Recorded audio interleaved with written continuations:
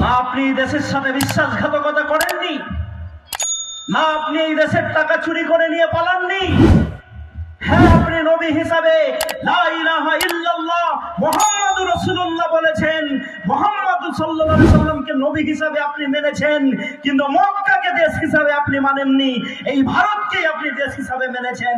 সুতরাং এই দেশের সাথে আমরা বেঈমানি করিনি, করেছি। মানুষের দাঁত কটা? মানুষের দাঁত কটা?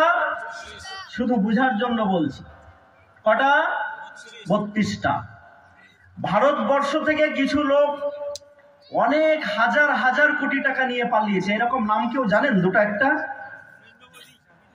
নীরব মোদী, মেহুল চোকসি, অঞ্জলি জুয়েলার সবার জন্য দেখেননি? কে মালিক? মেহুল চোকসি। আচ্ছা, কিংফিশার, এখনো মদ পাওয়া যায়, এখনো পানি পাওয়া যায়, কিংফিশারের পাওয়া যায় না। এই লোকটা ভারতবর্ষের মাটি থেকে 9,000 কোটি টাকা নিয়ে পালিয়েছে। কত বললাম? তাহলে যেই লোকটা 9,000 কোটি টাকা নিয়ে পালিয়ে যেতে পারে, তার ব্যবসা ভারতের মাটিতে কি করে চলতে পারে, এটা জানার অধিকার আমাদের আছে না নেই? আর আপনারা এখন পর্যন্ত একজনের বিরুদ্ধে কিছু প্রমাণই দিতে পারলেন না, যিনি ইসলামের প্রচার করছিলেন, রাতারাতি তার সমস্ত মালকে জব্দ করে নিলেন। কার নাম বলছি? বন্ধু, কথা বলতে হবে। সুপ্রিম কোর্ট, যেই সুপ্রিম কোর্ট আমাদের বিচার করে, এতদিন আমরা সুপ্রিম কোর্টের বিরুদ্ধে কোনোদিন মুখ খুলতাম না, কিন্তু সুপ্রিম কোর্টও তো ভুলের ঊর্ধ্বে নয়। হিউম্যান এরর বলে একটা কথা আছে, মানুষের ভুল হতেই পারে।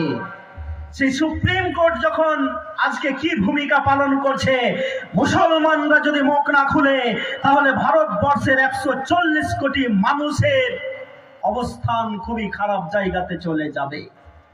আগামী দিনে আপনাকে দায়িত্ব দেওয়া হয়েছে।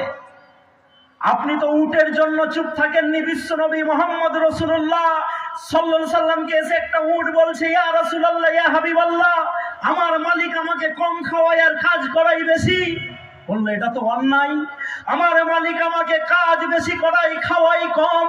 আল্লাহ রাসূল সেই সাহাবীকে ডাকলেন, ডাকার পর বললেন, তুমি তোমার উটকে কম খেতে দাও আর তাকে দিয়ে বেশি কাজ করো, এটা অন্যায়। ইসলাম এটাকে বরদাস্ত করে না।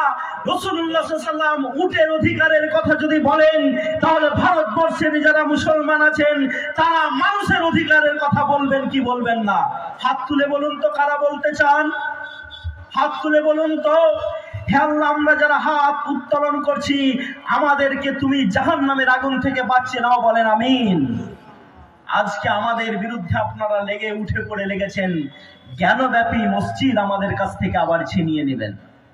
যখন আইন তৈরি হলো, বাবা আম্বেদকর যখন সংবিধান আমাদেরকে পেশ করলেন, তখন একটা মসজিদ বাদে, বাবরিটা নিয়ে আগে থেকে কেস চলছিল, সেটা বাদে এইরকম আমাদের পার্লামেন্টের আইনে এসছে যে যেখানে যেটা যে ধর্মের পালন করে, সেটাকে সেভাবে অপরিবর্তিত করে রাখা হবে।